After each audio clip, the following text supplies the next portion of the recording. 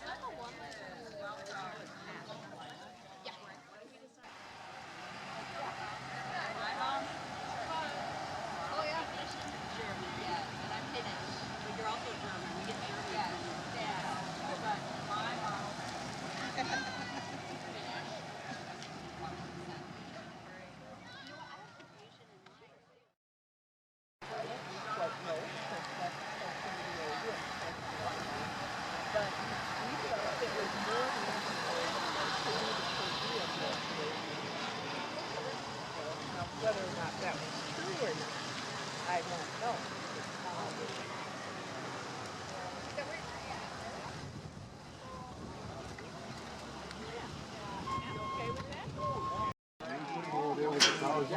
You want the edge up there?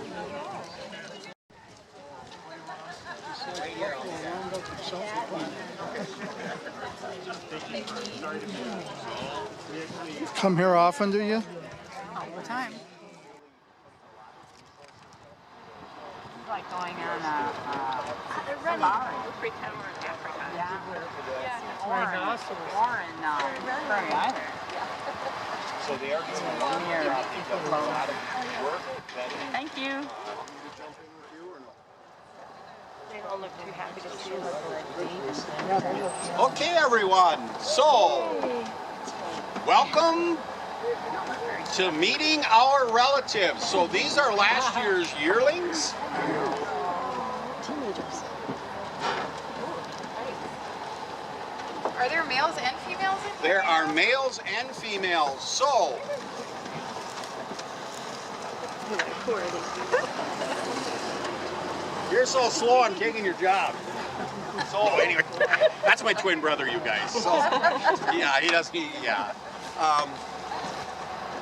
So for those of you that are just joining us, I need to do a quick introduction. Welcome to the Prairie Island homeland. This is the Edwin Buck Memorial Bison Project.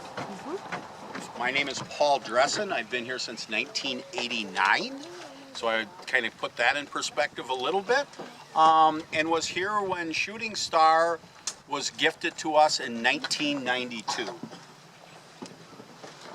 So once Shooting Star came back home here, we were the first tribal nation in the state of Minnesota to welcome our relatives back home here at Prairie Island. In a couple of years later, we purchased a couple of cows. Unless I need to get a pencil and a piece of paper, I will. We started to have calves right after that. So they 9-month gestation. It takes 3 years for the heifers to become viable. For those of you that grew up on a farm, you know by 2 years old we are calving domestic cattle. But a different time frame for our relatives. It takes 3 years. The cows weigh anywhere between 12 and 1,400 pounds.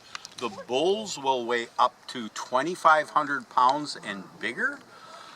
They can run 35 miles an hour. They can jump 6 feet. That's amazing.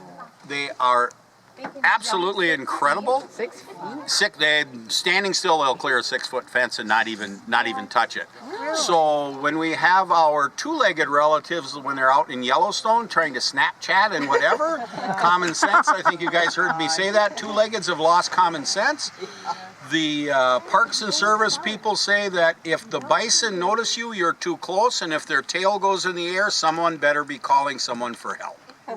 And it seems if you're on Facebook, you're always seeing people learning a really hard lesson. But what happened was, as the Intertribal Bison Council started to bring herds back to our tribal people, we then belong to that. So there's now, I want to say there's 49 different tribal nations in 20 states that will share bulls and cows. So what we will do, Rich, we've got bulls from Wind Cave National Park, Teddy Roosevelt Park, Badlands. We just got 2 recently from Yellowstone National Park. Tama. Did we get some from Tama? Yep. So not alone they've brought back our relatives to their homelands, we're also trying to build that genetic pool. So, but the one thing to always remember, Shooting Star is still here. That genetic line, his presence is here every day. Cool. Walking right here with these last year's babies. So this is one of our main herds. So I believe there is 45 cows here, maybe a bull. And if you look to the west, you will see our other pasture, and that also has cows in it. I think the one thing that's really cool, especially when we bring kids down here, we do anywhere between 3,000 to 4,000 school kids a year here with teacher training. But when I come down here next to the clear lake, you just get a sense of a snapshot in time of how this probably really looked, because there's no highways, lights, freeways, electrical wires. There's really nothing but our relatives here where they're supposed to be. And obviously they're enjoying the new little growth of grass that we're getting today because they're all out grazing. So the cool thing about a bison is that in the winter, their metabolism will decrease. So I talked about them needing to have 3% of their body weight. In the winter, it will actually drop down to 1.5 to 1.7. Their winter coats that the Creator provides for them, even when we had the Arctic vortex, when it was 40 below zero, our bison were frolicking around, and there was even snow on their backs that didn't melt because of the R factor that the coat provides, keeps them 100% warm. The Creator also designed them that they have a fat layer like many animals between their hide and their body that they utilize to stay warm.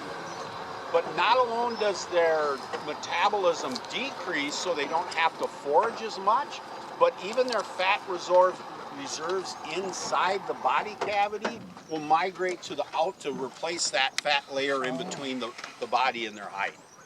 So really the creator designed them perfectly for being out on the prairie.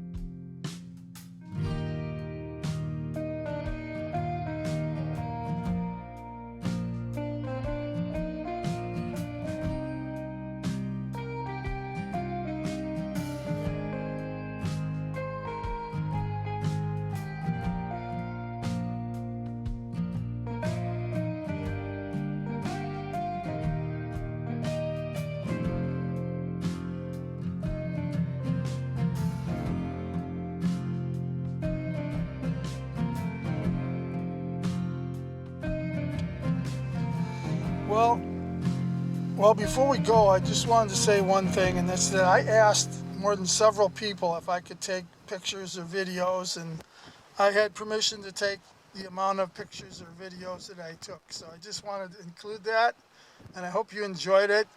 And God bless you all. We'll see you on our next one.